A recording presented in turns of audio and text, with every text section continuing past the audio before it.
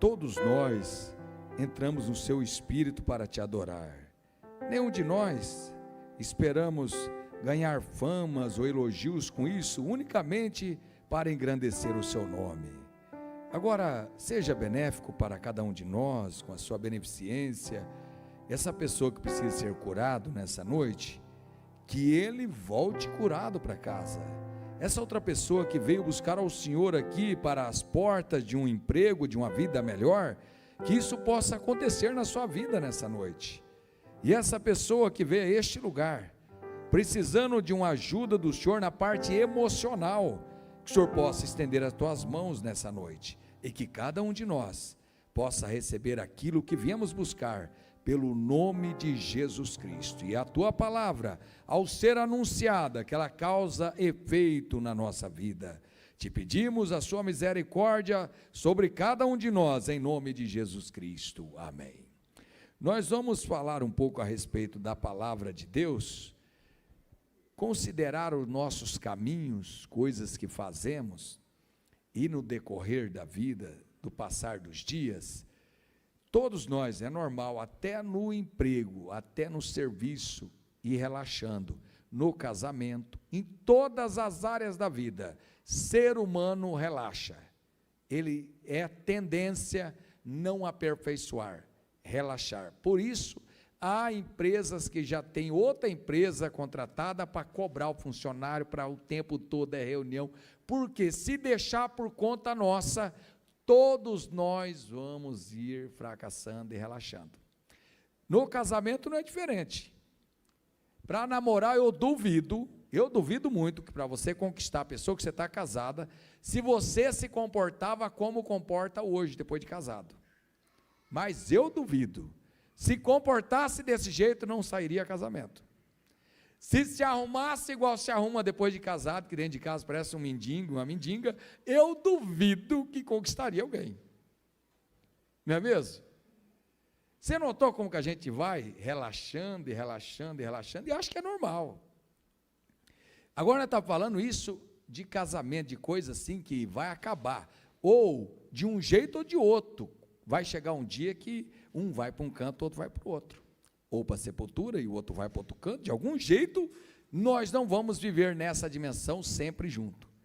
A gente ainda consegue fazer isso.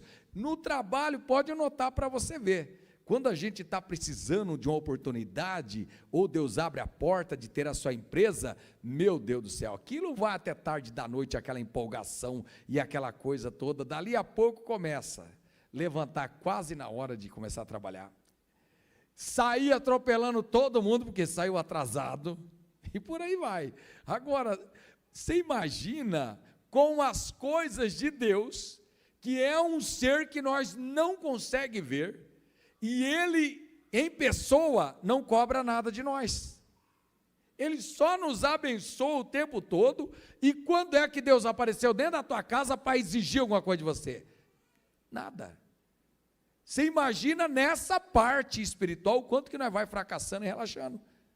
Se na parte do casamento, de vez em quando tem uma cobrança para você melhorar, se na parte da empresa, em todos os aspectos da vida você é cobrado, na parte de Deus, irmão, nós temos que ter cuidado para nós olhar para trás e ver que na frente nós estamos melhor, e não retroceder. Porque tem pessoas que ele começa tão animado, tão empolgado, dali a pouco, vamos ver a Bíblia, o que ela diz sobre isso, e depois nós lemos uns palavras da mensagem de irmão Brana.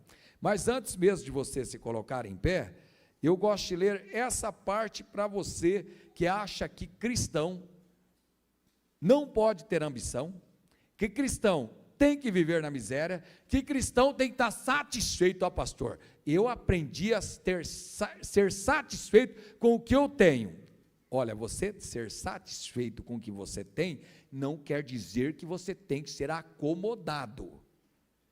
Ser satisfeito é você ter graças a Deus por ter um alimento na sua mesa, pela roupa que você tem, pelo calçado. Isso aí não quer dizer que se você querer coisas a mais, você está reclamando disso.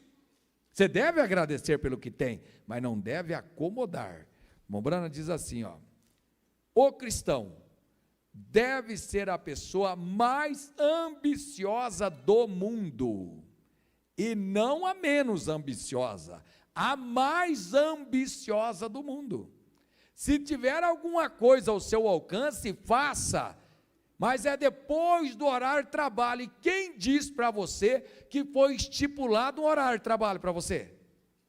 Isso aí é o governo que colocou para criar um bando de vadio, porque não tem horário para você trabalhar. Você pode trabalhar enquanto você tiver força. Davi diz assim, ó, aproveite trabalhar, ganhar dinheiro enquanto você está vivo, porque na sepultura não tem inteligência, não tem trabalho, não tem dinheiro, não tem nada. E é para onde você vai, é para onde eu vou. Eu já trabalhei demais nessa minha vida, mas o homem foi feito para o trabalho mesmo. Jó fala isso, o homem foi feito para o trabalho. Quando ele fala homem, é mulher também. O cristão deve ser a pessoa mais ambiciosa do mundo.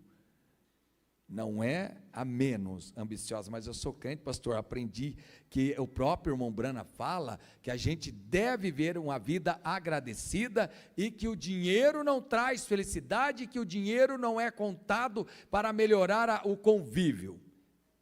Preste atenção, quando você quer algo mais, você não está reclamando do que você tem. Quando você está querendo algo mais, é uma ambição que Deus me colocou em você. Você quer ver o tanto que nós é ambicioso? Você está esperando ir para o céu para morar numa casa inferior à que você tem aqui na terra, ou melhor? O que vocês acham? Quando nós partir dessa para melhor, acredito que nós vamos para o céu, não acredita? Você acredita que a casa que você mora, a mobília que você tem, vai ser inferior à que tem no céu, ou no céu vai ser melhor? É para ser melhor, não é? Então nota para você ver que se você usar essa ambição aqui, nessa dimensão, você vai melhorar e muito a sua vida. Como que eu acredito que no céu eu vou morar em palácios, ruas de ouro e tudo mais, aqui na terra eu tenho que me acomodar com o que me ofereceram? Guarde isso aqui, o cristão deve ser a pessoa mais ambiciosa do mundo. Você não pode ter limites. Enquanto você tem saúde, tem vigor, vá em busca de algo melhor. Se você deseja ficar em pé, eu convidaria agora para a primeira leitura da Bíblia, que são algumas leituras, e depois nós vamos ler os parágrafos da mensagem do irmão Brana. Salmo 119, verso 59 é o primeiro. Salmo 119, verso 59. Irmão Alfredo lá na casa, junto com a irmã Regina, e ele gosta de abrir a Bíblia dele, mesmo aqui na igreja, e acompanhar na Bíblia. Deus abençoe. Eles não podem vir todos os cultos. O irmão Alfredo já tem uma idade e bastante dor nas pernas, trabalha de gari, e daí chega no domingo, está arrebentado de canseira, é compreendido. Mas nós gostamos de ter o senhor e a irmã Regina aqui no templo conosco. Considerei os meus caminhos, e voltei os meus pés para os teus testemunhos. Podeis os assentar, meus irmãos. Próxima leitura, fazendo um favor, Yasmin. O próprio Davi, sendo o coração de Deus, você vai notar em algumas escrituras que nós vamos citar nessa noite, que Deus mandou o profeta ir lá no palácio, na casa dele, dar tipo um puxãozinho de orelha nele. Ah, Davi, você está sentado numa cadeira, você está sendo paparicado, você tem, para tudo você tem empregado, você tem general, você tem capitão, você tem gente aí que dá a vida por você. Já provou isso aí, quando você pediu um copo d'água, eles enfileiraram os filisteus, matou muitos deles por causa de um copo d'água para você. Mas depois você vai ver um versículo, o que Deus faz com cada um de nós, e Ele deve fazer isso. Outra coisa, antes mesmo de ler essa parte, eu gostaria de deixar esse outro parágrafo para você. Deixa o versículo na tela, fazendo um favor, isso. Você deve agradecer a Deus quando Ele condena por seus pecados e coisas, enquanto você está sendo advertido para olhar para o seu caminho. Você não deve ser revoltado quando Deus usa o pregador, vamos falar assim um português mais bruto, para tocar na sua ferida.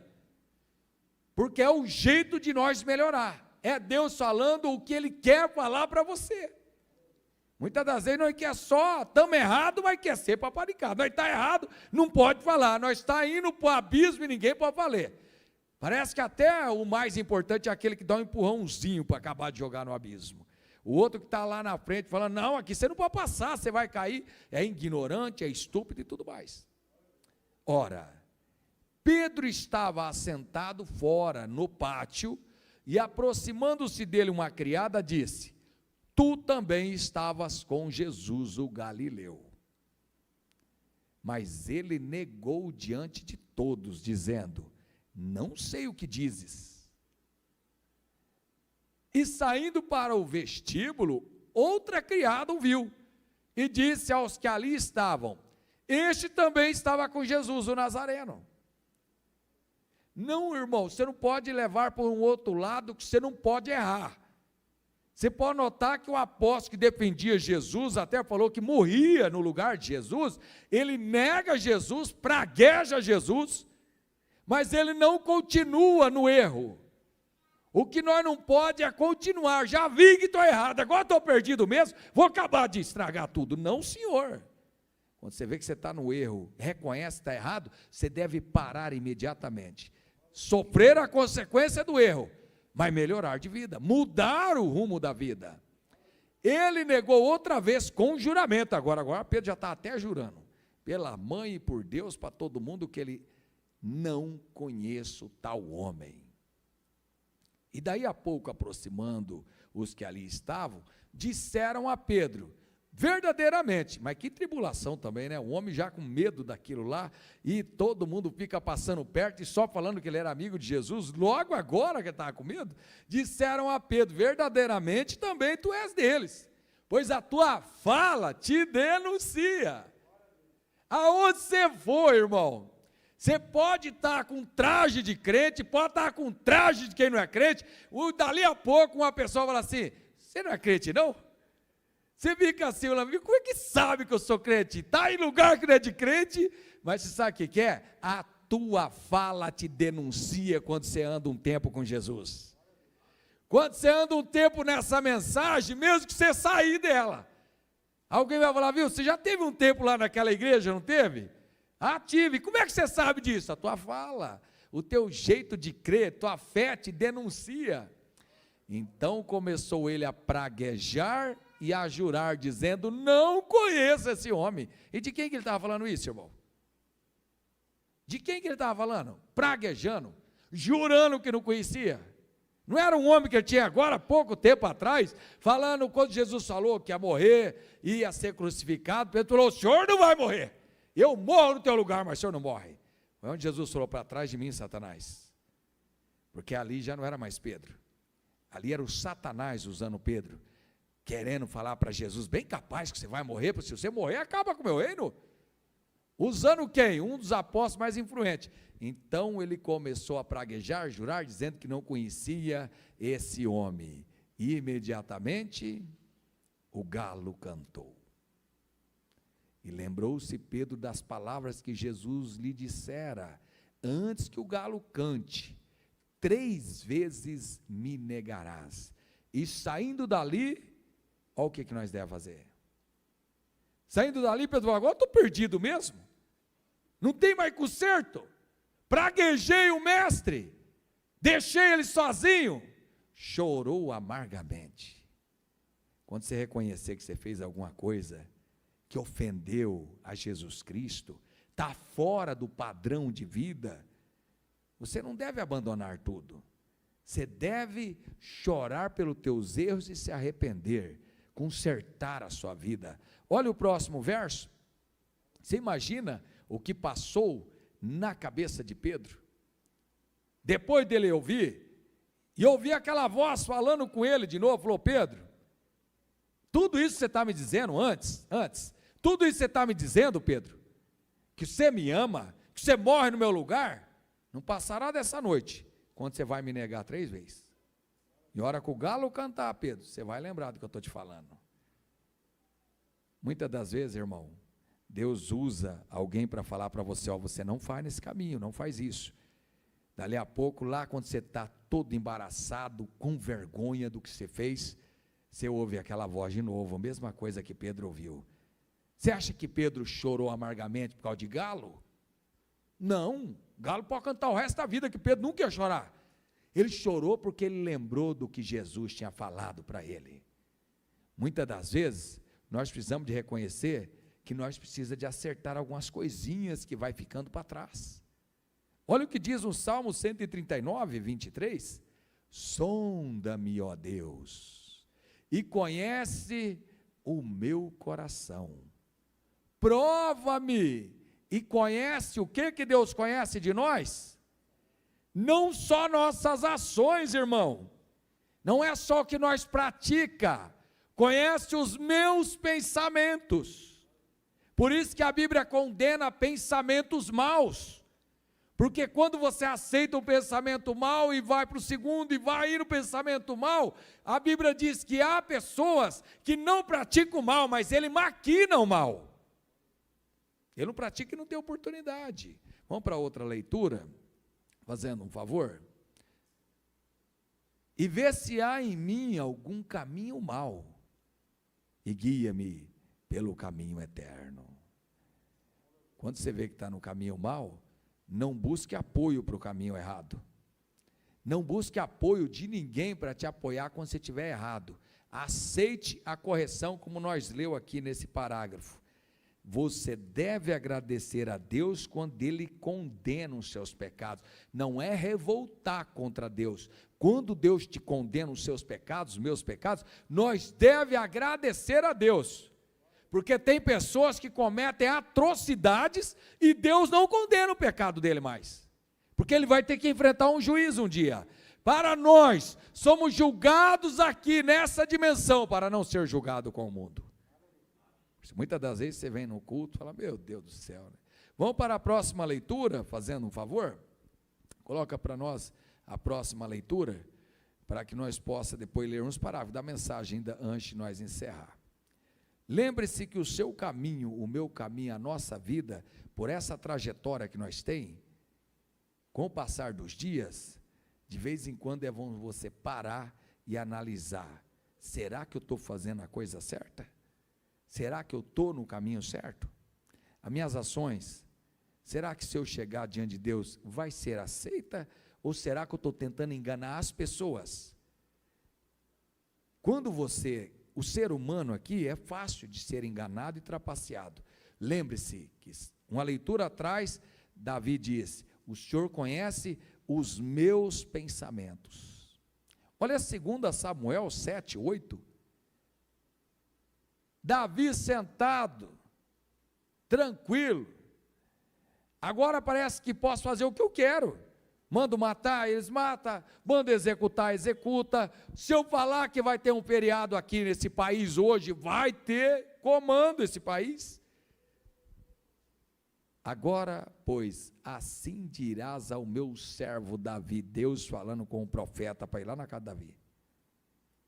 Assim diz o Senhor dos Exércitos, eu te tomei da malhada, quer dizer, lá da roça, lá de trás nas fazendas, de trás das ovelhas, não menosprezando quem cuida de ovelha, não menosprezando quem trabalha em roça, mas o que Deus estava dizendo para Davi, Davi, você não era nada na verdade, nem conhecido você não era reconhecido nem pelo seu pai, porque quando Deus mandou Samuel ir lá ungir a rei, o Davi ficou em qual lugar na família para ser chamado? Se por acaso ele fosse considerado rei, ele foi o primeiro, o segundo, o terceiro, que filho que ele foi? Quem lembra? Ele tinha 7 filhos, pois ele foi o 7º. Nem o pai dele confiava que Davi tinha capacidade para governar alguma coisa.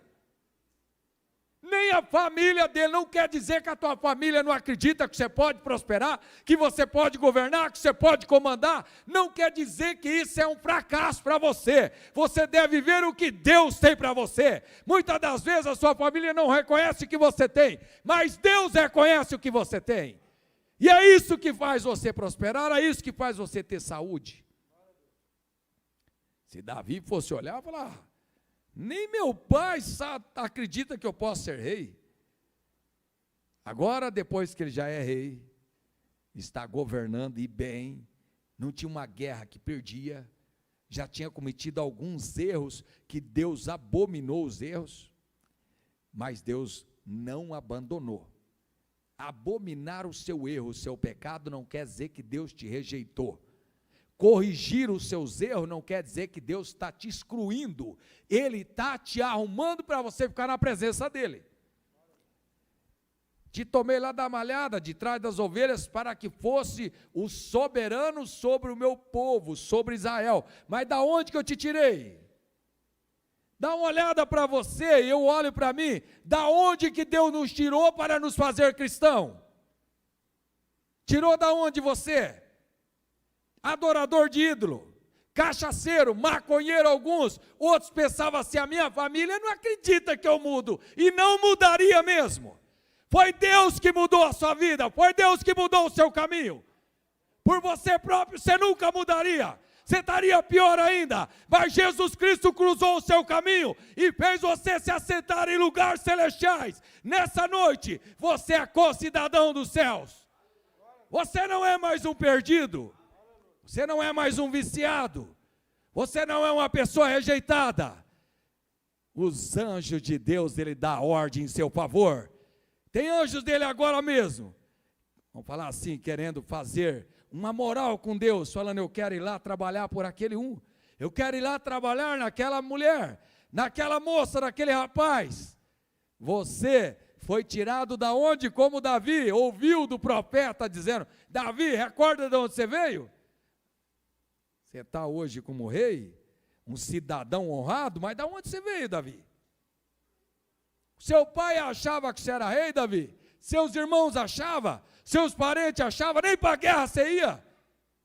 Que eles não acreditavam que você era bom nem de guerra. Mas daí Deus falou, eu te tirei e te coloquei você como um rei, para você governar o meu povo. Sabe de onde Deus te tirou você? Não é que você queria sair de lá, não. Ninguém de nós queria. Todos nós gostamos de andar por caminhos errados, é coisa do ser humano, é coisa da carne, mas Deus te tirou, e te colocou você aonde agora? No lugar onde vai acontecer o arrebatamento, irmão. Na onde vai acontecer o arrebatamento foi onde Deus colocou você. Agora faz o quê? De vez em quando Ele tem que vir e te dar um puxãozinho, lá, viu? Você está julgando os outros, você está condenando os outros, olha de onde Deus te tirou. Você está achando que você é santo agora? Você está achando que você é uma pessoa agora limpa? Não, é Deus que te limpou. Não é que você tem essa limpeza, essa moral toda, não. E Deus ajude nós a considerar, de vez em quando, ser lembrado, da onde Deus me tirou. Para mim agora está se achando que eu posso falar do fulano, que eu posso acusar o outro, que eu posso fazer isso. Não, senhor. Nenhum de nós aqui, irmão, não vai ter uma pessoa. Não precisa lançar desafio, porque seria desnecessário. Eu duvido que tenha uma pessoa que fala, da onde Deus me tirou, era melhor do que agora. Da onde Deus me tirou, eu estava numa vida que era uma beleza. Eu duvido. Se Deus deixa eu e você seguir por aqueles caminhos que nós estaríamos perdidos de vez. Mas Ele, por bondade, por misericórdia, não é porque você é bom, não. Ele mesmo entrou e mandou alguém te tirar você daquele calabouço e te colocar você onde você está hoje, que é o lugar do arrebatamento, o lugar celestial em Cristo Jesus. Mensagem do irmão Branham, irmão. Quando é que você acreditar nisso? Só por acreditar? Não tem fundamento se acreditar. Você sabe o porquê que é? Que Deus viu que eu e você necessitava, tinha que ter esse profeta para tirar nós de lá, ué.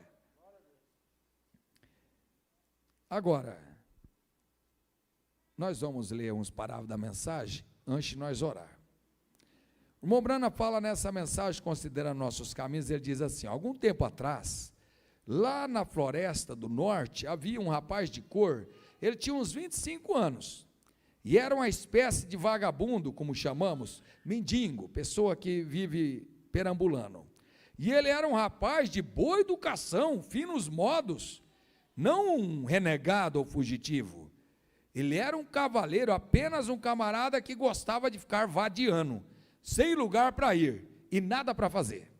desistiu da vida, não queria trabalhar, acabou aquelas ambição. Muito cuidado com isso. Às vezes a pessoa está entrando num caminho quase que de depressão e perde as ambições, por problemas de família, por problemas e tantas coisas, e às vezes alguém fala uma palavra descaridosa, e isso vai indo até a pessoa se tornar uma pessoa como esse jovem que ele está falando, um vagabundo. Para que eu vou trabalhar? Eu já desisti dos meus sonhos. Nunca desista, enquanto você estiver vivo, não importa se você é jovem, se você é velho, você não pode desistir do sonho, do projeto que você tem. Se você olhar, Deus já usou o homem com 80 anos, com 90 anos, ou com 120 anos, que é o caso de Noé. E você está esperando o quê? Passou minha juventude, agora não conquisto mais. Claro que conquista. Se você confiar em Deus, não tem idade para Deus. Aí esse jovem, o irmão Brana falou assim, um jeito horrível que ele tinha de levar a vida. E eu dei um jantar a um homem algum tempo atrás, e ele era um vagabundo. Eu indaguei, quando que você começou com isso? Ele respondeu, uns 25 anos. Perguntei, para onde você está indo? Ele declarou, a lugar nenhum. Interroguei, então de onde você veio? E ele falou, de lugar nenhum. Quanto tempo você espera ficar assim? Ele disse, eu não sei.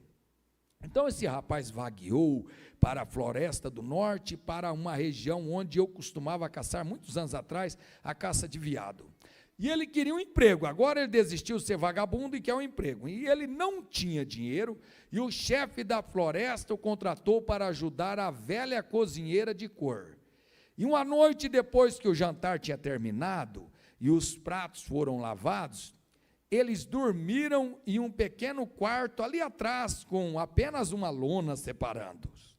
E de repente, o jovem companheiro disse, eu estava acordado e eu ouvi 2 homens parados na janela do meu quarto. E era um som mais fúnebre que já ouvi. Ele disse, eu tirei o cobertor do rosto e saltei rapidamente. E disse, o quarto estava constantemente clareando sobre a luz de relâmpagos. E continuou, eu ouvi aqueles homens dizer assim, Jim, é melhor voltarmos ao acampamento, porque podemos não estar aqui nos próximos 10 minutos. O tornado está vindo nessa direção. Disse que pulou e olhou pela janela a tempo de ver aquele grande círculo de nuvens no formato de uma serpente, rasgando as montanhas, rasgando as árvores e torcendo no ar. Quando ele viu os troncos de árvores inteiras voando e centenas de metros vindo em sua cabana, e ele contou que ouviu algo batendo na lona, e a velha cozinheira do outro lado da lona disse, filho, venha para cá deste lado, eu tenho uma lanterna acesa. Disse que ele foi para o outro lado, que era uma lona que separava o quarto dessa cozinheira e dele.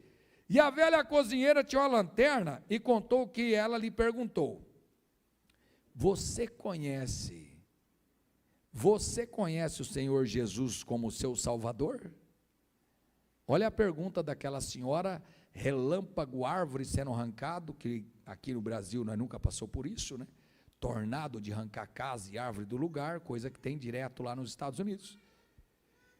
Aquela senhora queria saber, no meio do tornado, se o jovem já era convertido.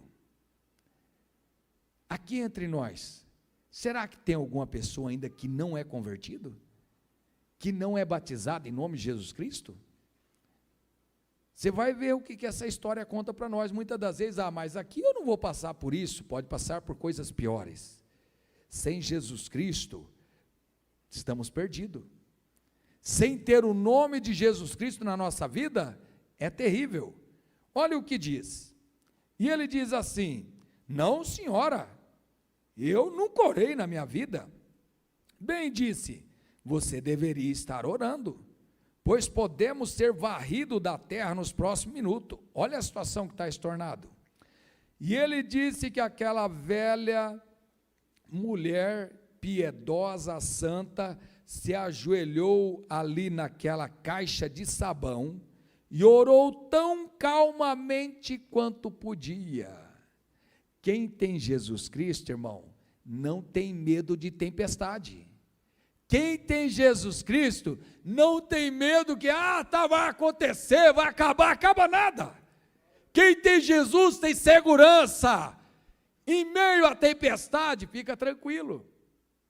Essa senhora, ele falou assim, ela se ajoelhou ali naquela caixa de sabão e orava calmamente.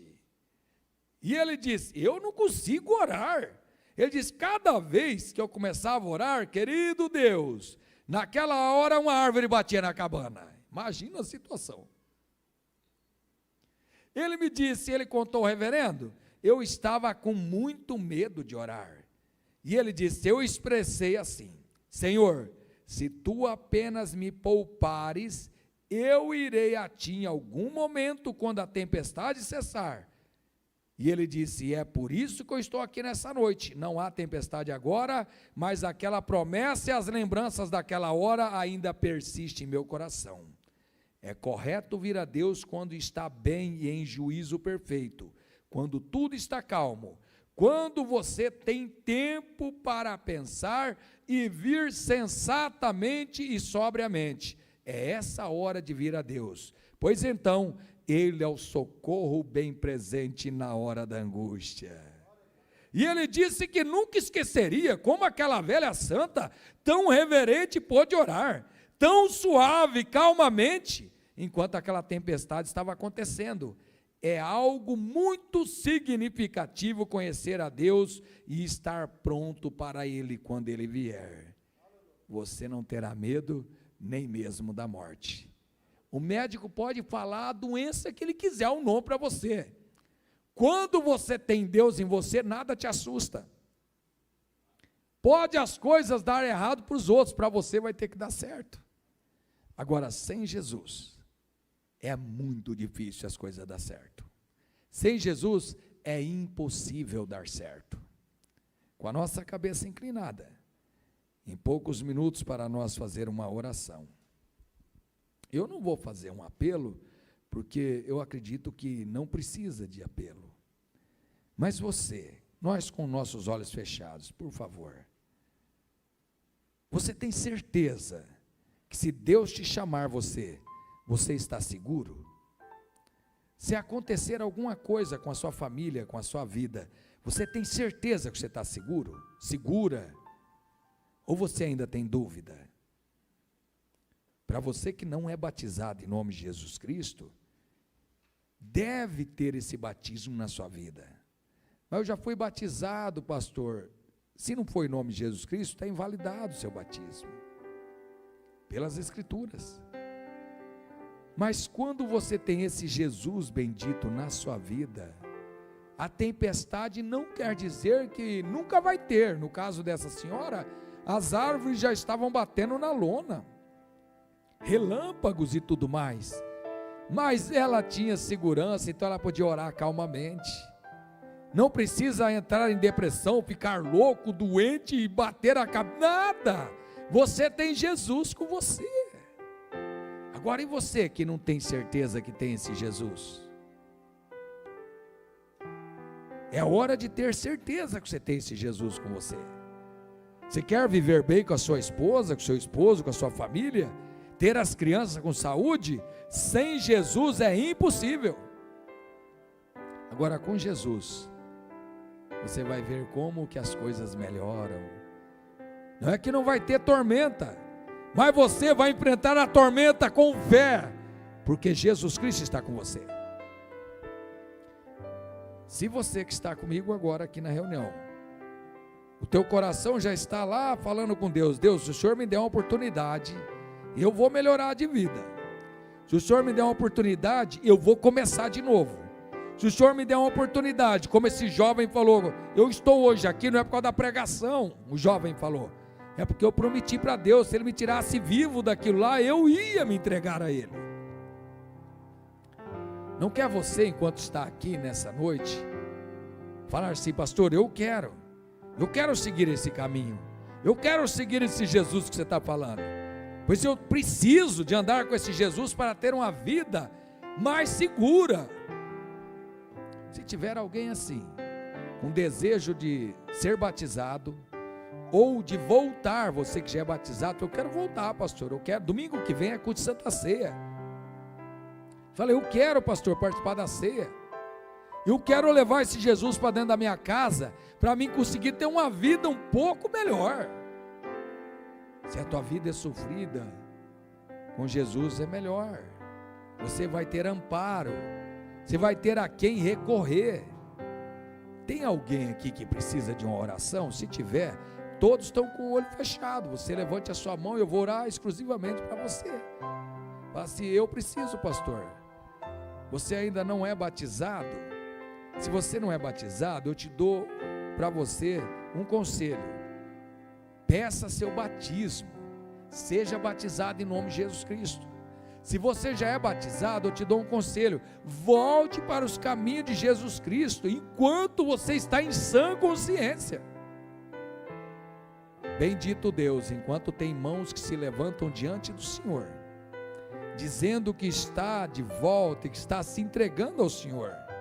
Reconhece que o caminho na qual está indo não é tão bom assim, e que precisa do Senhor. Essas pessoas, Pai, com a mão levantada, que o Senhor possa o receber agora, no nome de Jesus Cristo, animando a fé, encorajando essa pessoa, para ter uma vida melhor, em nome de Jesus Cristo. Ainda com nossos olhos fechados, irmãos, só quem não é batizado ainda. Se você não é batizado em nome de Jesus Cristo, eu tenho um tanque batismal aqui, você pode escolher o dia que você quer se batizar, e nós vamos te batizar. Esse batismo é para perdão dos pecados, para você começar uma nova vida. Tem alguém aqui no nosso meio que você não é batizado ainda e você quer ser batizado? Só essas pessoas que não é batizado e quer ser batizado, se você tem isso no seu coração, levante a mão e eu estarei orando por você. Senhor Jesus Cristo, tem um irmão com a sua mão levantada, e o Senhor diz que quando um pecador se arrepende, tem festa no céu, aqui na terra também. Aumente a fé do meu irmão, encoraje ele, enquanto nós vamos combinar de batizar ele no nome de Jesus Cristo. Receba ânimo, desde os altos céus, irmão João Antônio, pelo nome de Jesus Cristo, amém. Agora ainda com a nossa cabeça inclinada, tem alguma pessoa aqui que seja faz tempo que não toma ceia? Não participa, mas você crê nessa mensagem, mas as circunstâncias da vida fez você afastar e se esfriar, e você quer ter um recomeço? Pastor, será que eu vou conseguir? Só tentando que você vai saber. Será que eu vou cair? Penso que sim, quando você estiver vivo pode ser que sim, mas você não pode ficar caído, você não pode ficar parado. Tem alguém assim e você quer voltar de novo a congregar e a tomar a ceia do Senhor? Se tiver, eu quero orar por você. Domingo que vem é dia de ceia, é dia de você vir na comunhão. Bendito Jesus Cristo e Deus Todo-Poderoso, muito obrigado por essa reunião que o Senhor deu para nós. O Senhor é maravilhoso, quando o Senhor permite nós se encontrar um com os outros, e poder adorar na sua presença, cantar hinos, cantar louvores, ao teu nome. Muito obrigado, Senhor Jesus. Essa semana que está diante de nós não sabemos o que nos espera, ainda bem que não sabemos, mas o Senhor conhece. Ajude a cada um de nós a superar os obstáculos, aumente a nossa fé, para a gente viver uma vida dedicada ao Senhor, e ajude a cada um de nós, em nome de Jesus Cristo, amém. Que a graça e a misericórdia do nosso Senhor Jesus Cristo seja sobre cada um de nós, hoje até o dia final, amém.